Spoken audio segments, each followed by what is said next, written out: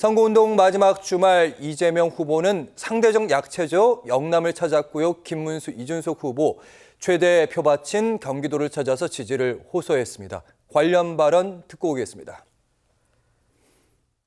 국민들에게 일 잘하네, 일 또 시켜야지 이렇게 인정받을 수 있으면 뭐할로 편을 가릅니까? 전부 다 내 편이지. 잘하는 사람 내 편 아닙니까? 여러분의 한 표만이 대한민국을 바로 세울 수 있고 정의로운 민주주의를 만들 수 있죠. 대한민국을 바꾸고 우리 아이들에게 꿈을 살려주는 정치 우리 손으로 완성시킬 수 있습니다. 감사합니다. 어제 이재명 후보는 대구에서 부산까지 갔고요. 상대적으로 약체 지역이라 하는 영남에서 총력전을 펼쳤습니다. 그리고 자신의 고향인 경북 안동까지 가면서 표심을 이제 호소했는데 마지막에 지지세가 조금 더 약하다고 평가받는 영남에 공을 들인 이유는 무엇일까? 이재명 후보 입장에서는 그럴 수밖에 없는 거죠. 왜냐하면 보수 결집이 어느 정도 이루어진 상황이기도 하고요. 이번 대선 승리를 위해서는 특히 영남 지역에서 득표를 좀 더 많이 할 필요가 있을 거예요. 전체 어떤 판세로 볼 때는 우리가 이제 여론조사 공표 금지 기간 들어가기 전에 발표된 여론조사 결과를 보면 대체적으로 영남 지역을 빼고는 이재명 후보가 우세한 것으로 나타났잖아요. 그러니까 조금 더 압도적 승리를 위해서는 영남 지역에서 최대한 보수하고 그러니까 김문수 후보하고의 격차를 좁히는 게 필요한 거죠. 과거의 대선 결과를 보면은 보통 PK 지역에서는 아무리 좁혀도 민주당이 한 20%포인트 격차로 졌거든요. 물론 이제 부산하고 울산은 조금 좀 경향이 다르긴 하지만 경남의 경우까지 다 포함했을 경우에 PK가 그렇게 나오고요. TK 지역 같은 경우에는 거의 50%포인트가 격차가 나거든요.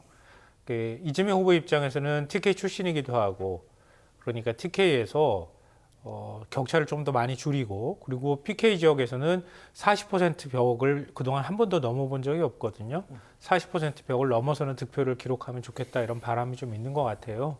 그래서 영남 지역을 찾아서 방금 전에도 화면에 나왔던 것처럼 그러니까 그 일종의 보수 결집의 가장 큰 원동력이라고 할 수 있는 게 이재명 후보에 대한 비호감이잖아요. 그걸 계속 지금 보수 결집의 일종의 동력을 삼아서 김문수 후보가 자극하고 있는데 지금 국민들은 민생 경제가 굉장히 힘들단 말이에요. 특히 내란으로 더더욱 힘들어졌다고 하는 일종의 비토론이 형성되고 있다고 하는 거죠.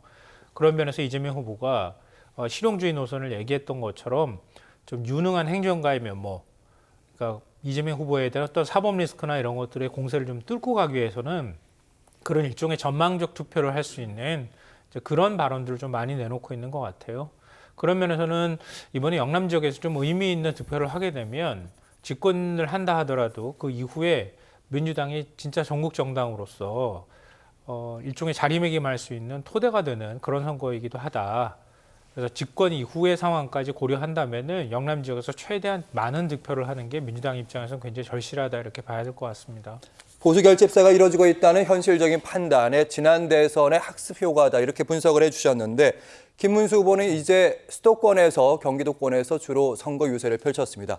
장 소장님, 김문수 후보가 요즘에 티셔츠에 문구를 새겨가지고 그 부분이 좀 반응이 좀 있더라고요. 어떻게 보셨습니까? 네, 제가 아는 어떤 분이 아이디어는 좋다 이런 얘기는 하셨어요. 그러니까 이런 아이디어 내기 위해서 실무진들이 상당히 고생했을 것 같은데 처음 보는 저러한 선거 이벤트였습니다.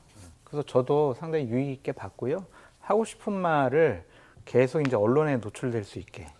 그러니까 예를 들면 화면 잡히면은요, 그냥 말 메시지 하는 거는 그냥 흘러가잖아요.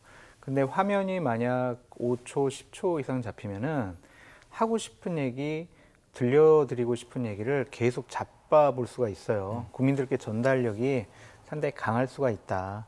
그러면서 이제 내용들을 보면 아내가 자랑스럽습니다. 딸이 자랑스럽습니다. 정직한 아버지 이러면서 이재명 후보라든지 아니면 유시민 전 장관을 공격하는 진보 진영을 공격하는 그러한 메시지를 담고 있단 말이에요. 그러니까 본인들은 적절한 메시지 전달 방법이라고 생각한 것 같은데 공허하게 느낄 수 있는 부분들이 있어요. 아까 우리가 OBS에서 자료 화면을 해주셨을 때 대한민국 바로 세울 수 있고 정의로운 민주주의를 만들 수 있다.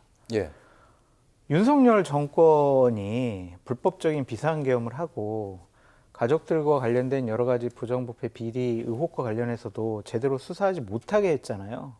그러한 윤석열 정권과 김문수 후보가 과연 절연을 했느냐, 거리두기가 됐느냐, 아니면 확실하게 뭐 결별을 했느냐, 그렇게 느껴지지가 않거든요.